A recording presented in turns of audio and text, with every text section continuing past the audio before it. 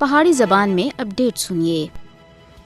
2009 میں آج ہی دیہڑے شپیاں میں صفاق بھارتی فوجیاں سن دو معصوم کشمیری خواتین آسیہ اور نیلوفر کو اغوا کیتا، پھر انہاں دی اجتماعی آبروریزی کیتی۔ اس کے بعد اپنے کالے کرتوت کو چھپانے دے واسطے بے دردی دے نال انہاں کو شہید کیتا۔ 14 سال دا لمبا عرصہ گزرن کے باوجود بھی شپیاں میں اجتماعی آبروریزی اور دورے قتل دا نشانہ بنن والی آسیہ اور نیلوفر دے گھر والے انصاف تے منتظر ہیں۔ انہاں دی لاشاں 3 مئی کو نالے رمبی تھی ملی سی، جس دا پانی کدے بھی گیٹاں دے اتے نہیں گیا سا۔ بھارتی فوجیاں سن یہ دعویٰ کیتا سا کہ 2 خواتین اس نالے وچ ڈوب کے موئیاں ہیں۔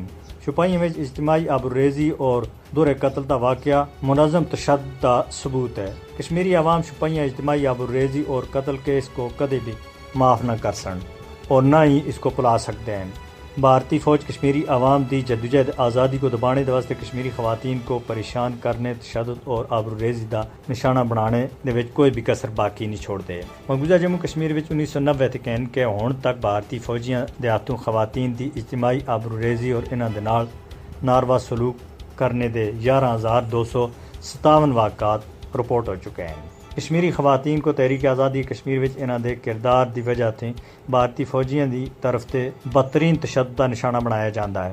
بھارت کشمیری خواتین دی آبروریزی کو مقبوضہ جموں کشمیر وچ جنگی ہتھیار دے طور دے اتے استعمال کر رہا ہے۔ بھارت کشمیری عوام کو خوفزدہ کرنے اور انہاں دی بے عزتی کرنے دے واسطے خواتین دی آبروریزی کو فوجی حربے دے طور دے اتے استعمال کر رہا ہے۔ کشمیری عوام دے خلاف ڈراونے جرائم دے مرتکب بھارتی فوجیوں کو انصاف دے کٹہرے وچ کھڑا کرنا چاہیے۔ مقبوضہ جموں کشمیر وچ بھارت دی طرف تے جنگی حربے دے طور دے اتے استعمال کیتے جانے والے جنسی تشدد کو روکنے دے واسطے بین الاقوامی برادری کو ہن جاگنا چاہیے۔